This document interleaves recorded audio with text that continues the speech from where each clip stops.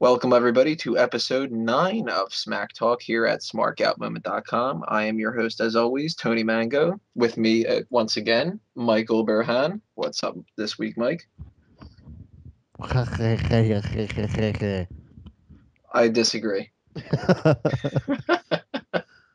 Yeah, I just want to say to everyone, hey, what's up? And you guys out there in the wrestling world, please, please, please, do not tune off of Monday Night Raw. We need you. Wrestling needs you. It's in the transitional stage. Don't fuck it over. Well, we will get to that because the Monday Night Raw ratings is apparently getting a lot of attention right now. But before we do that, let's go with a little standard here. A little Ask Him. Yes. Today's one is another one. This is, for those of you who don't know the rules of what Ask Him is, we take the dirtiest of wrestling subjects and we try to stump the host. Now, it can be anything from WWE to ECW to NWA to AWA to Japan to Ring of Honor to anything. Otherwise known as, you say a WWE question and I've got a shot, and you say anything else and I will fail. Although I've got a feeling this week the answer is 4. That's the answer every week. One of these days I'm going to be right. Okay, so this week, again, I've got a funny feeling that Tony's going to get this one, but I'm going to give it a shot anyhow. I better. Who was the former porn star that managed to make a success of herself in WCW and ECW with a reinvigorated former... Jasmine St. Clair? Say that again? Jasmine St. Clair, is that her name? Nope. Wasn't there? Do you want to guess again? She had a site with Francine. I can only think of Jasmine St. Clair. I thought that she was a porn star and she was in ECW. Excuse me. But I don't remember her being in WCW. WCW won. Come on, think about it.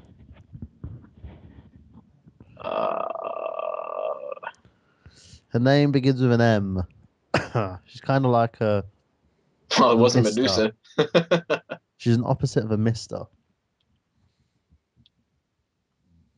It's not Miss Elizabeth. Oh my god. I know that one. I'm stumped. Okay. What is it? She basically invested a lot of her money into the Blue Meanie. Yeah, okay, like I follow the Blue Meanie. Who is it? Missy Hyatt. Missy Hyatt. Damn it. I keep having these things on the tip of my tongue. Yeah. All right, what's the punishment? Okay, I don't want to say I want to have Missy Hyatt on the tip of my tongue. Punishment this week, you have to tell people the things you like about Daniel Bryan. You'd be surprised. I actually had something set up for that. And you got we will get into that. I'll do that punishment. Okay. And he still hasn't watched TNA, people. You can't ask pay-per-view. I bailed on that one. The first punishment I had to bail on. But he did sing the outro. TNA. It was TNA. I already watched the pay-per-view. That was enough torture the one week. So now, Tony, you are 3-1. Yeah, this is not going well. If I get to 1 out of 5, I'm going to probably cancel Ask Him. I don't want to get to 9 wrong and 1 right out of 10. Well, I'll tell you what we'll do is, if you lose 5 consecutive ones, then we will do the Ask Him. You have to do an Ask Him on me. I have to redeem myself then. Yes. All right. Well, speaking of the pay-per-views, and we're not going to go over TNA again because I don't want to. We're going to go over the WWE TLC 2011 pay-per-view, which just happened this past week, and I had the lucky fortune of going to the pay-per-view this time, even though I'm not from the Baltimore area, by way of Chris Dace, the Dace Man, who's not here with us this week. But thank you once again, Chris Dace. Someone up. Probably. But if anybody's interested, there should be a little box in the corner of the screen right now that's directing you to the fan interviews, which I posted up.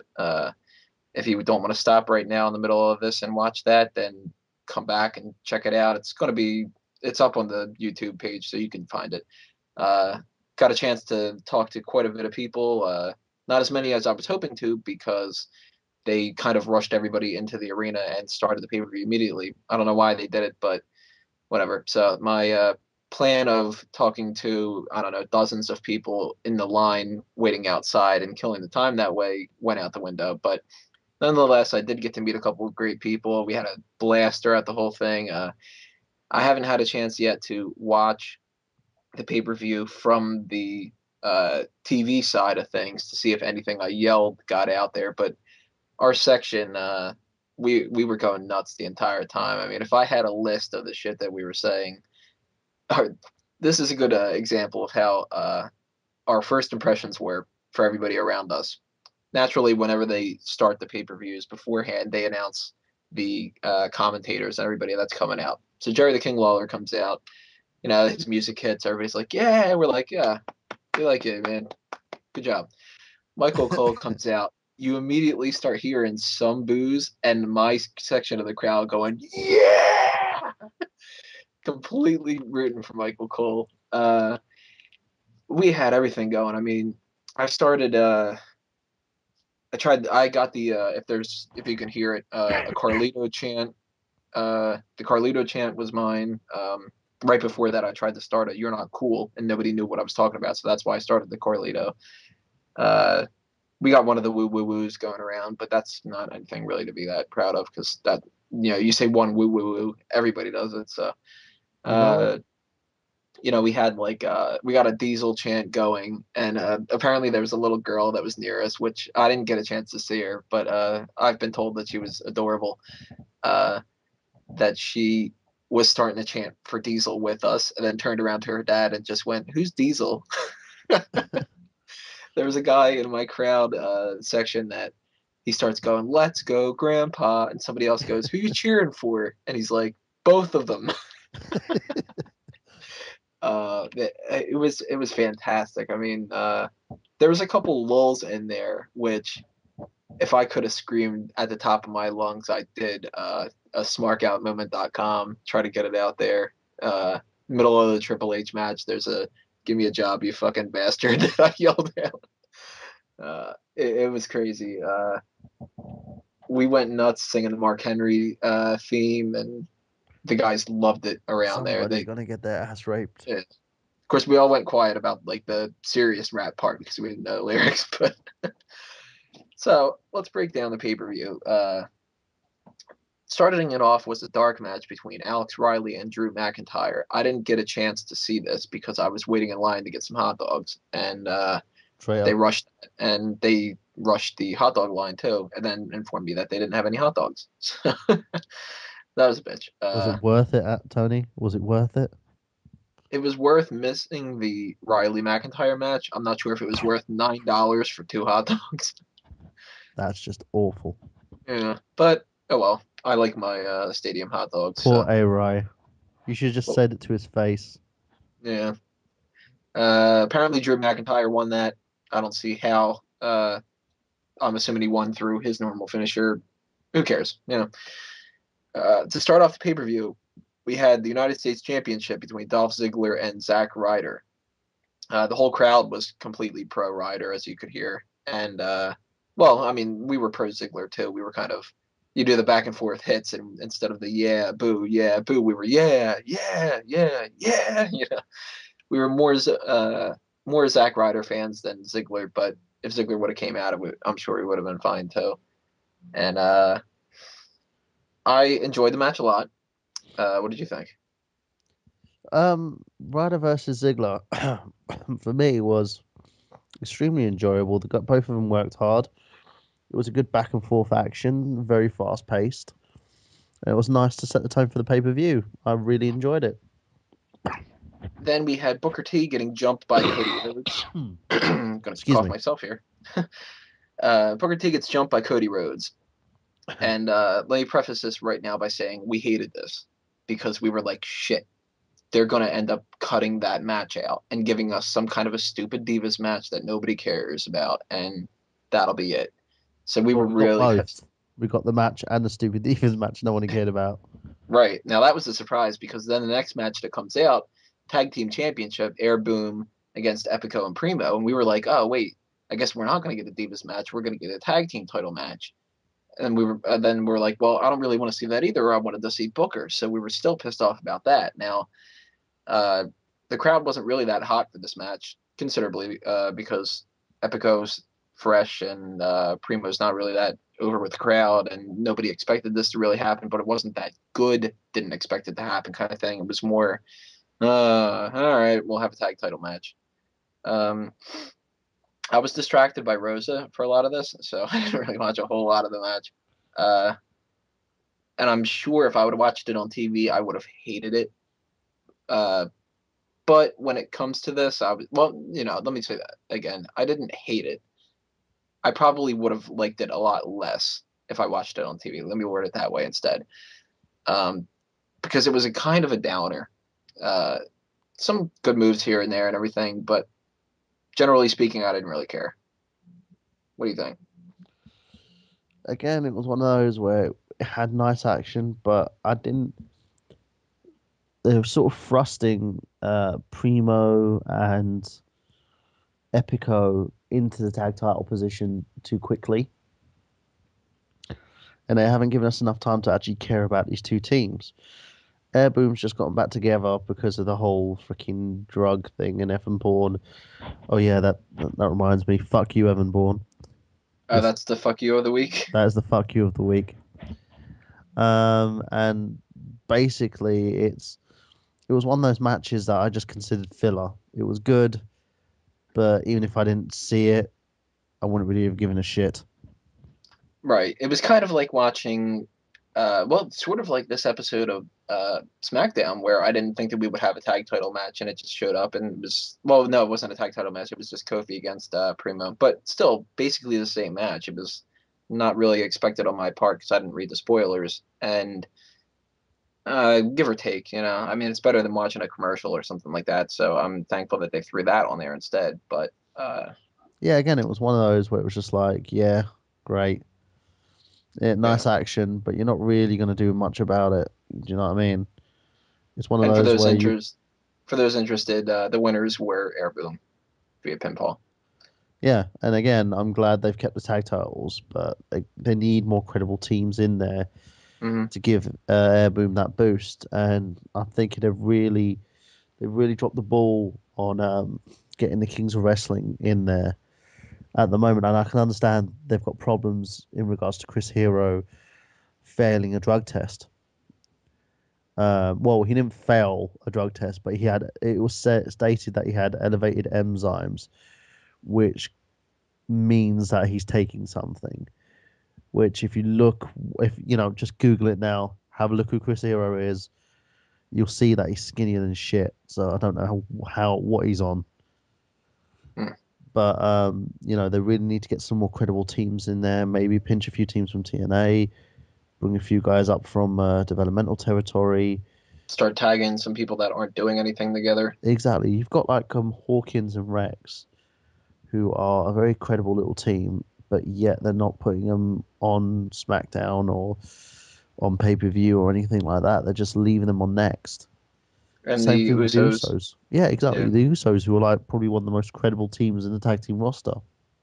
Which is kind of sad. Yeah, plus the fact they're getting fat as well. Do you notice every time they're on TV, they've gone from like being rather thin and athletically looking guys to gaining a bit of weight, and they're starting to look a bit more like their dad. Well, it seems more like the one of them is. I think it's Jimmy. I don't know. It's hard to tell between the two of them. Well, they're both doing it now. They're starting to get like man boobs and stuff. To go in the Rikishi mood. So then after that, we had Teddy Long backstage in a promo with Hornswoggle, where Hornswoggle was talking about Santa being black and one of those things, throw it away, and I didn't really care. Yeah, I mean, I kind of laughed in the theater. Give a shit. I kind of laughed in the arena, but I'm sure if I was sitting at home, it would have just been frustrating to me. Because when it comes to you're sitting in the arena, it's going to be better than when you're watching it at home. So I gotta throw that out there. The one thing I want to say is Teddy Long is one rape case away from being fired as SmackDown GM. Because maybe Oksana. Yeah, no, not just that. It's just the fact the way he was coming onto the Bellas, and it was just like, what the hell? Then we had the tables match between Randy Orton and Wade Barrett, and that was another split thing from my crowd. A lot of the little kids were getting pissed because we were chanting for Wade Barrett. And I don't remember if it was this match or if it was Del Rio. Might have been Miz. There was somebody in the crowd that I'm going to say it was probably this match. Somebody yells out, "You're a mean guy, and I don't like you." And, so the kids didn't like when we were chanting for Barrett and trying to get him to put him through a table. And we had a good boots to faces chant going that somebody from the crowd started around my area.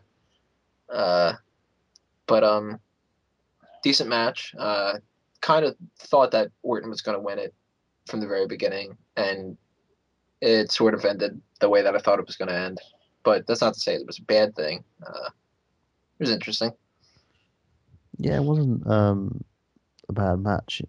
It was one of those where you knew the outcome. We knew what was going to happen.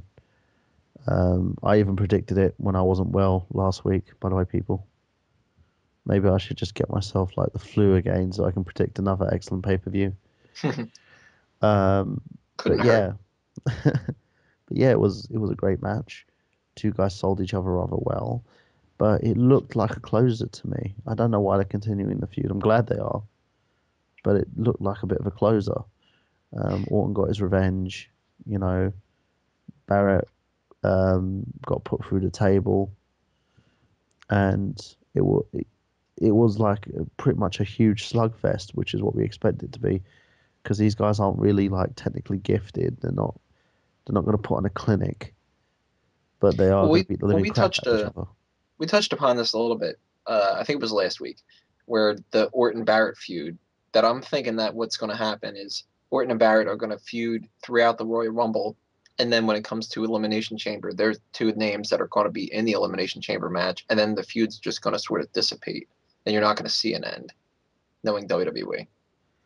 Yeah, I'm hoping that doesn't happen, because the way I see it at the moment, they need to use Orton to elevate other guys on the roster, which he's been doing with Cody and what he's been doing now with Wade, and keep the world title away from him at the moment.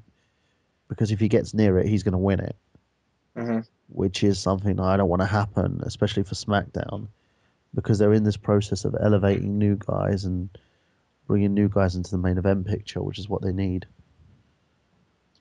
Well, then we had the Bella section that you were talking about with Teddy Long, and oh god, he gives him the number in case they want to play any reindeer games. That reminded me, it's like for those people who kept whining and complaining about the Attitude Era, there you go, you got a little bit of it. You've got an old man embarrassing himself. It just, I'm one of Teddy Long's biggest supporters in regards to his GM position, but he's starting to get really old fast. Yeah. Well, I've been saying before that I'm not the biggest Teddy Long fan. I can see why people like having him on SmackDown, and he kind of makes sense, because it's like usually if any kind of Raw GM or any kind of GM is going to be the heel, it's going to be the Raw GM. So if they're going to do that, I'd like to have a babyface SmackDown one that kind of counteracted a little bit instead of doing the same thing. Like when you have somebody like a John Laurinaitis, and then you have like when Vicky Guerrero used to be on SmackDown, it's too much of the same thing. So Teddy fills that role fine, but I still would rather see other people in that role. The thing is, with that position, it would be nice if they had someone who was his assistant maybe, and not have Teddy on there all the time. Because he's good in small doses, but he's not great when he's doing a whole sort of skit by himself. It just doesn't work.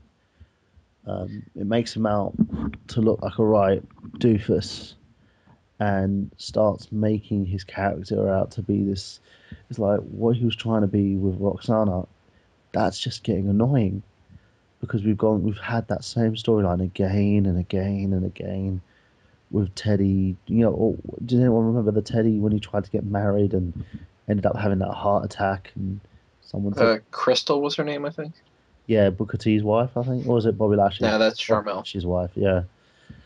And he ended up having that heart attack, and someone said that he got slipped that bad Viagra, and it was just terrible.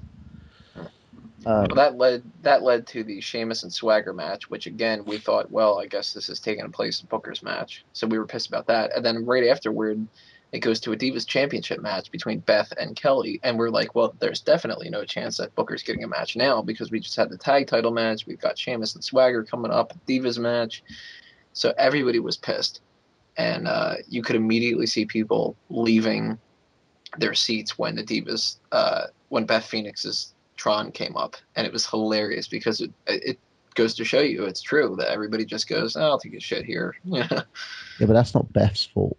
No, it's not Beth's fault, but it's because they got no. It's certainly a testament to her not being good enough to make them stay.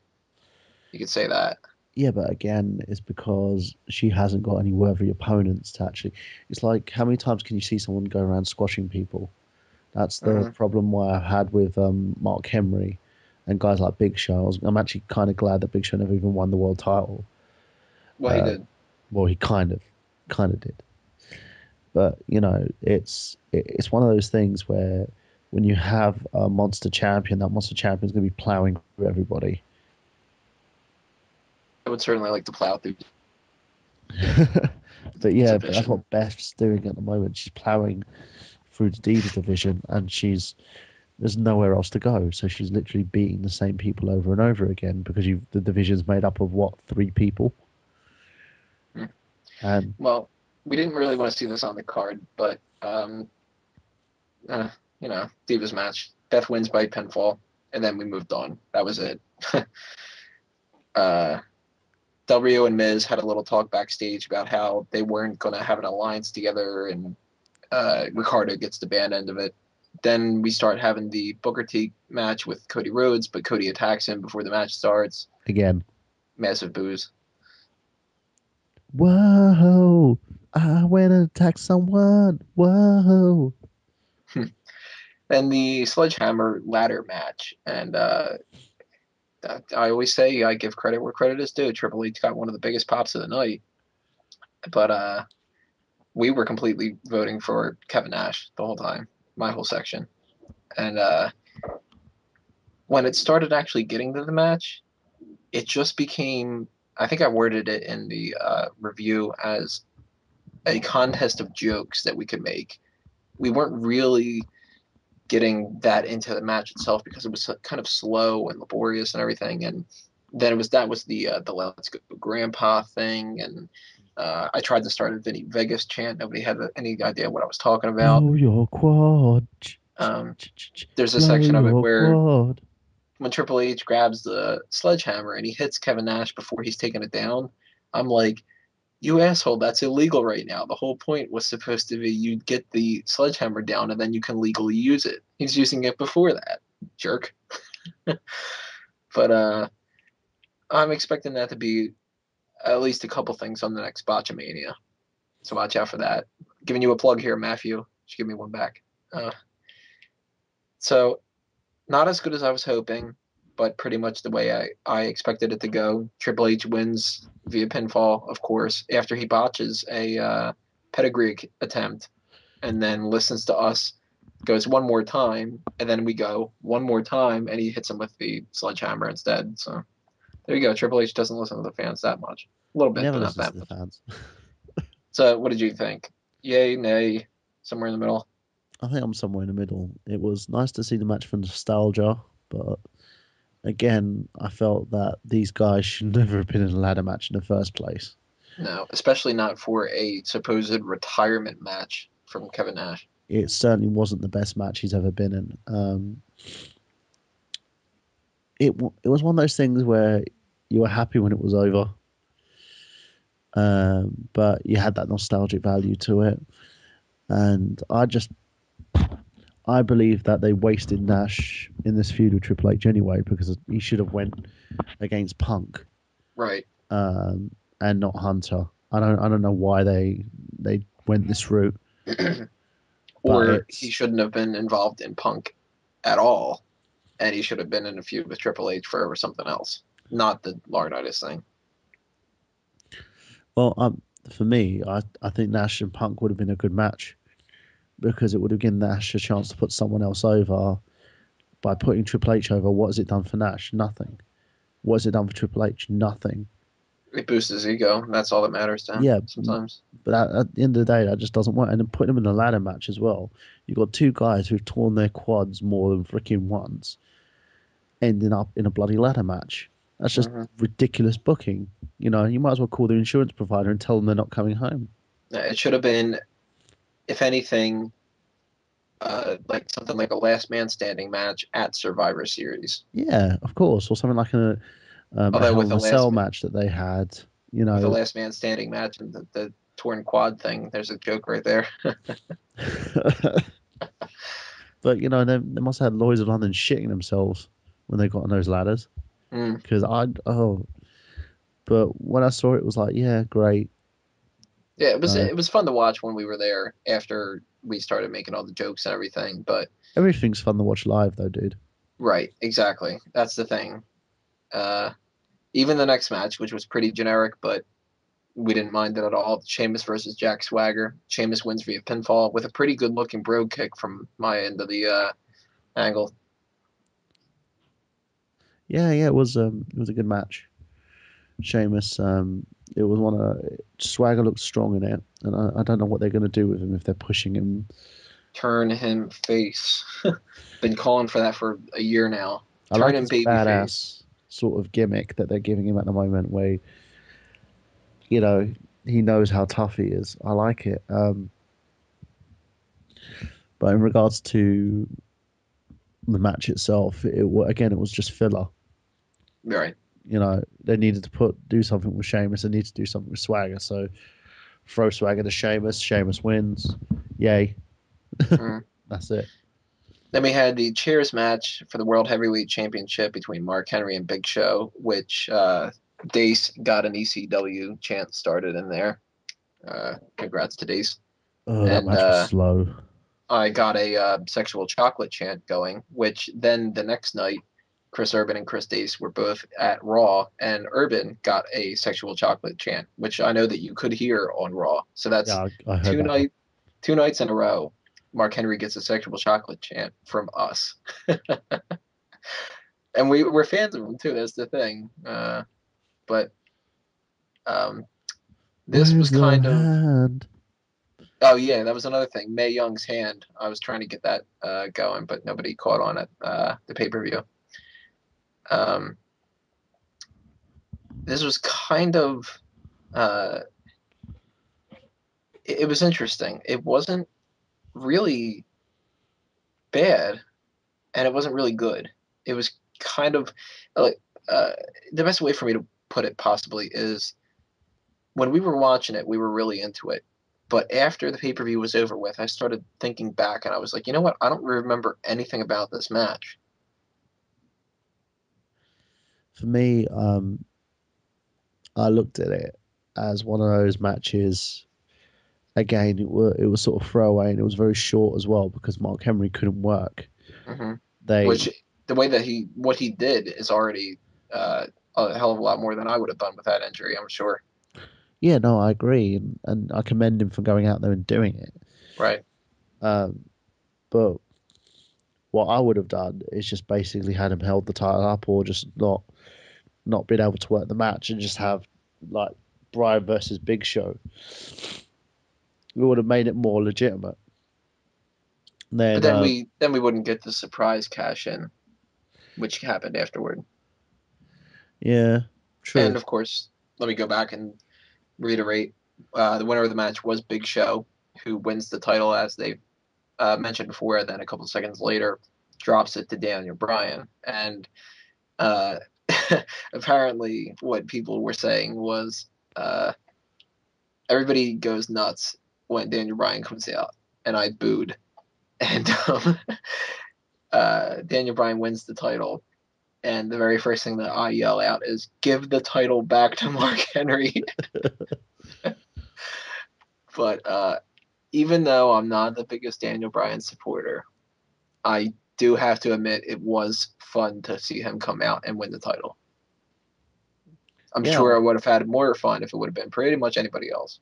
I was totally happy with it. And not pretty much anybody else, because as much as I am not ranking Daniel Bryan number one, at the same time he is ranked above some other people. I would have been much more pissed about it if it would have been like Santino Marella. No, even that, it would have been at least something funny. But Titus O'Neil, for instance, if Titus O'Neil would have done it, I would have been furious. But so we can't really talk about the match quality between Big Show and Daniel Bryan because there was no match. Even though, and this is another thing that I pointed out, that I was saying it shouldn't have counted. I'm going to be the Michael Cole here, because everything that they've been doing recently with Money in the Bank has been, if you're not standing up and ready to start the match, then the match doesn't start. Big Show's laying down, they start the match already, and he lays down and pins him. Yeah, I think they have no idea what they're doing with that. No, but if I were Michael Cole, I would be flipping out about that right now. Go ahead. Well, for me, I was happy with it. I was really happy with the cash-in, and also the fact is, this is the 4th week straight that the WWE has actually done one of my ideas, people. So if anyone says that they're not stealing it from me, are fucking liars. Fuck you, Evan Bourne. Basically, the way I see it is it's a good thing, but I'm sort of on your side for the fact that show should have Bryan should have done something to him. Bryan should have hit him over the head with the kick, or hit him with the briefcase and then kicked him in the head or something to actually allow him to earn that title. By going on a guy when he's unconscious and pinning him doesn't really make you out to be a worthy champion, does it? Right. Especially when you're that small. Exactly. It makes it look like when you have a little kid playing around with their parents, and they're like the little kid's tackling the parent because the parent falls down, that kind of a thing. Yeah. They've made up for it though with Raw and Smackdown this week, so I'm kind of happy about that. But at that moment, I was a bit pissed with the way they did it. And we will talk about the credibility when it comes to Daniel Bryan in the next part. Then right after that, we had the actual match between Cody Rhodes and Booker T for the Intercontinental Championship, which Cody won via pinfall. Like the match. There's a section of it where Dace is screaming that Booker should use the Spinneroonie because that'll work and that'll win him the match. And when he does it and it doesn't work, apparently Dace's suggestion is do it again. Trust me. So I'm glad that Cody retained, because I didn't want to see Booker win the match. And I hope that the feud continues, because I thought Booker didn't really have any ring rust in there. It was a good match. It was a pretty good match, but there needs to be more to it. And again, I like continuation of storylines, because that's what actually makes a credible wrestler. That's what makes, your new stars. You have to keep building and building and building. And I'm hoping that Book's got enough oil in his engine to go the distance for 2 or 3 months, at least. And then when the Titantron showed up with Booker T, the very first thing that came out of my mouth was, "What the hell?" And there's at least 30-something times where people in my crowd were chanting that, even not when it wasn't even involved with Booker T, just in the middle of other matches. So if you hear some asshole yelling that, it's probably me. That leads us to the WWE Championship Tables, Ladders, and Chairs match between CM Punk, The Miz, and Del Rio. And our whole section singing the whole Alberto Del Rio intro and kicking up with Ricardo Rodriguez and cheering Ricardo Rodriguez when he went to the top, because we wanted him to win the match. Of course, he makes the big spot of the night, and pretty nasty spill out there. It looked like he might have been hurt, but I guess he's okay because I haven't really heard anything about it. Good match. Bell to bell, entertaining. Glad that Punk retained the title, and I thought it was funny what he was doing with the handcuffing himself to Lillian after the pay-per-view was done. He's a Mac daddy. There's no fuck you, Lillian. Not today. Just Evan Bourne. Fuck you, Evan Bourne, right? Yeah, I'm gaining a bit more respect for Lillian today. Just as long as I don't see her topless. Well, that about does the TLC pay-per-view review. The next part, we will be talking about the Monday Night Raw. I'll say it. Fuck you, Lillian Garcia. See. Tune in to episode 9, part 2, when we talk about the Monday Night Raw ratings and the little controversy that's going around.